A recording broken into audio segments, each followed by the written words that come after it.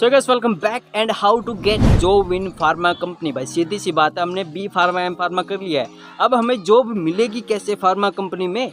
तो सब सवालों का जवाब आज की इस वीडियो में मिल जाएगा, क्योंकि सबसे ज़्यादा यही वो सवाल है जो मेरी वीडियोस में मुझसे पूछा जाता है। भाई मैं 1 बाय 1 किसी का जवाब नहीं दे सकता, तो सभी का जवाब आज की इस वीडियो में मिल जाएगा। अगर आपने बी फार्मा या फिर एम फार्मा किया है तो आपको जॉब आज आसानी से मिल जाएगी। तो चलिए शुरू करते हैं आज की इस वीडियो। तो बेसिकली आज हम बात करने वाले हैं कि फार्मा कंपनी में जॉब कैसे मिलेगा, जॉब मिल गया है तो उसका सैलरी क्या रहेगा। सैलरी हो गया भाई, हमें 1-1.5 साल हो गया काम करते हुए, अब कंपनी स्विच करनी है या नहीं करनी है, सबका जवाब आज इस वीडियो में देंगे। सबसे पहले बात करते हैं कि भाई आपको फार्मा कंपनी में जॉब मिलेगी कैसे।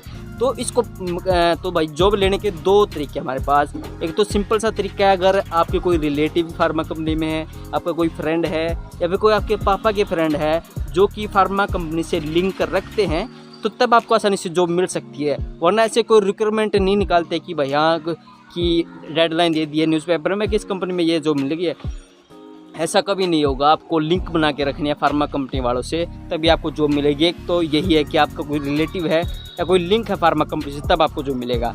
लेकिन भाई मोस्टली बच्चों के जिन्होंने एम फार्मा की है या फिर बी फार्मा की है, उनके ना लिंक नहीं होते हैं, उनको जॉब नहीं मिलती है। अब सवाल होता है कि उन बंदों को जॉब मिलेगी कैसे। तो दूसरा मेथड है कि प्लेसमेंट वालों को भाई टारगेट करना है, कि प्लेसमेंट वाले होते हैं ना कि हम जॉब ही जॉब मिले, यानी कि हम जॉब लगवा देंगे फार्मा कंपनी में, इंजीनियर में, कहीं भी लगवा सकते हैं भाई वो। तो सबसे पहले उनके पास जाएं। प्लेसमेंट वाले होते हैं जो आपको जॉब दिलाते हैं। आसानी से आप गूगल पर सर्च कर सकते हैं जिस एरिया में आपको जॉब चाहिए। भाई मोस्टली मैं प्रेफर करूँगा कि आप उसी जगह पर जॉब कीजिए जहाँ पर कंपनीज बहुत सारी हों और सभी फैसिलिटीज़ आपके जॉब करने की वहाँ पर अवेलेबल हो। तो मैं आपको कुछ बता देता हूँ एरिया, जैसे बद्दी हो गया, रुड़की हो गया। तो 2 ऐसे प्लेस है, 2 सबसे टॉप पर आते हैं, क्योंकि यहाँ पर आपको फैसिलिटी अच्छी मिल जाती है, आसानी से पीजी वगैरह मिल जाते हैं, रूम मिल जाते हैं। और भाई अगर आपको बाई चांस 1-2 महीने हो गया काम करते हुए कंपनी में और आपको अच्छा फील नहीं हो रहा और आप स्विच करना चाहते हैं, तो आसानी से आपको वहाँ पर ना और बहुत सारी कंपनियाँ मिल जाएंगी।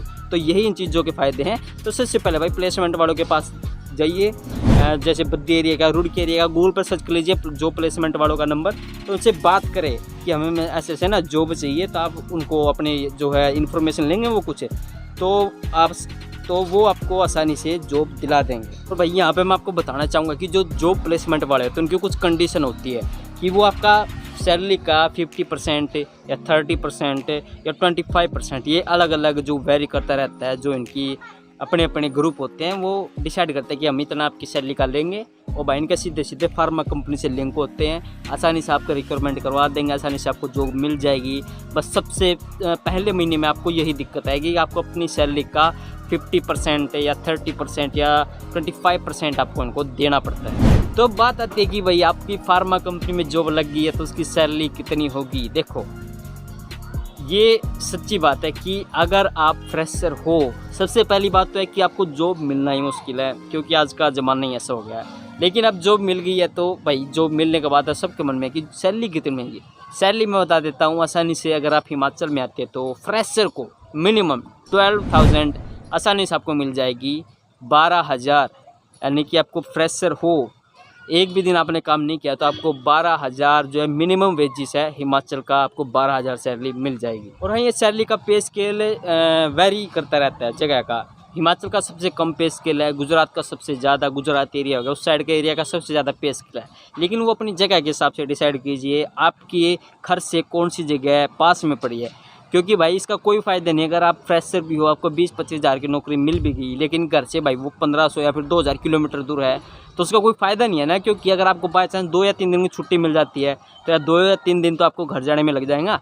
तो अपने घर के पास वाली जगह को प्रेफर करें ताकि आपको छुट्टी मिले तो आप अपने घर पर जा पाओ। और भाई सैलरी मैंने आपको बता दिया, जब फ्रेशर आपको 12, 13, 14, 15 हज़ार इसके आसपास आपको मिल जाएगी, जो कि मैं मानता हूँ कि एक अच्छी सैलरी है। लेकिन अगर आपने बी फार्मा किया हुआ ना तो आपको आसानी से 15,000 से ऊपर सैलरी मिलने वाली है एज अ फ्रेशर को, अगर आपने एम फार्मा किया है। तो भाई अभी आपको 1-1.5 साल हो गया काम करते हुए, आपकी सैलरी भी 13-14 हज़ार है, तो कंपनी स्विच करे या ना करे, तो वो देखो आपकी नीड के ऊपर डिपेंड करता है कि आप क्या करना चाहते हो। अगर आपके घर के पास है तो आप आसानी से भाई 2 साल भी काम कर सकते हो इस सैलरी में।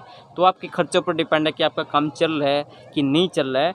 तो वो आपका डिपेंड है कि भाई 1 साल 1.5 साल करने के बाद, काम करने के बाद आप आसानी से जॉब को स्विच कर सकते हैं, क्योंकि 1-1.5 साल बाद तक भाई आपको आसानी से एक्सपीरियंस हो जाता है, आपको अच्छी जॉब मिल जाएगी आसानी से, आपको भाई थोड़ा नॉलेज भी हो जाता है कि कैसे क्या जॉब मिलेगी एरिया में।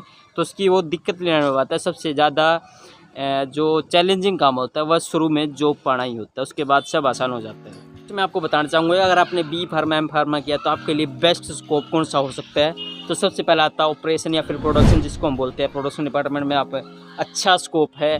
दूसरा अगर मैं कहना चाहूँगा, जब पर्सनली आपको बोलना चाहिए, तो क्वालिटी एश्योरेंस अगर मैं स्पेशली बोलता हूँ IPQA, in process quality assurance, जो कि प्रोडक्शन के साथ ही काम करता है एरिया में जाके। देखो QA के 2 टाइप होते हैं, QA डॉक्यूमेंटेशन और QA जो कि एक एरिया में काम करता है, उसको हम IPQA बोलते हैं।